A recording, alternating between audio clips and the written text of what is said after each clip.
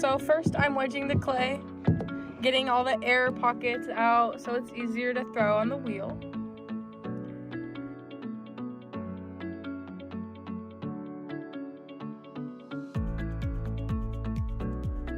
Gotta slap it onto the wheel just so it sticks better, so the clay's not flying all around.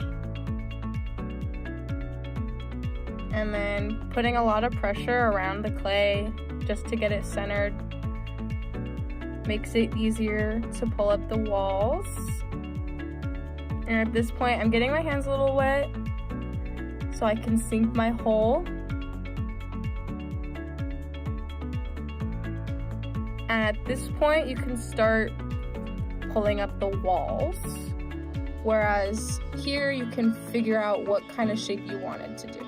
So here I'm throwing a vase. I want to have rounder walls and like a flare up top.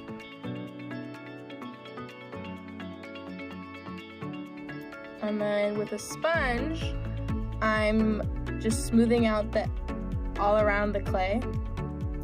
This is my favorite satisfying part.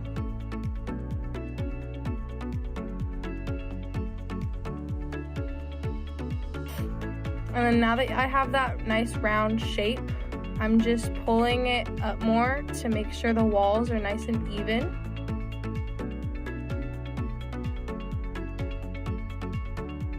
And then finally, I'm flaring out the top to make it look more vase-like.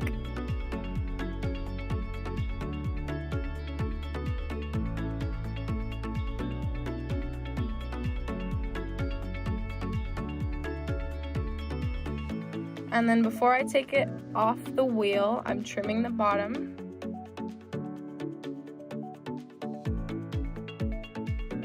And then once it's dried a little bit, I'm trimming it. I'm gonna take it off the wheel so I can trim it.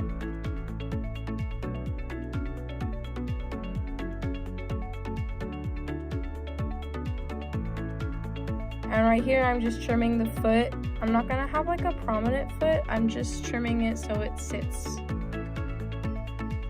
And then here it's all done and trimmed.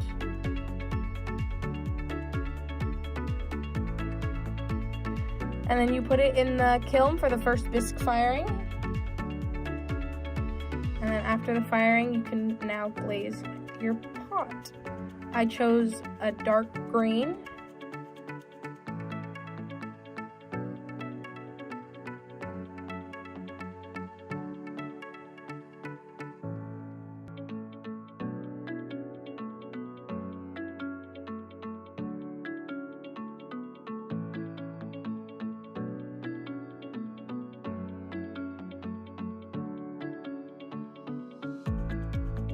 And then I'm gonna dip it into pink over top. And in the kiln, the chemicals are gonna react a whole bunch of different ways and it's gonna turn out super pretty. And then you put it in the kiln for the second time. This is for a glaze firing. And then it's done. Super pretty. Yay.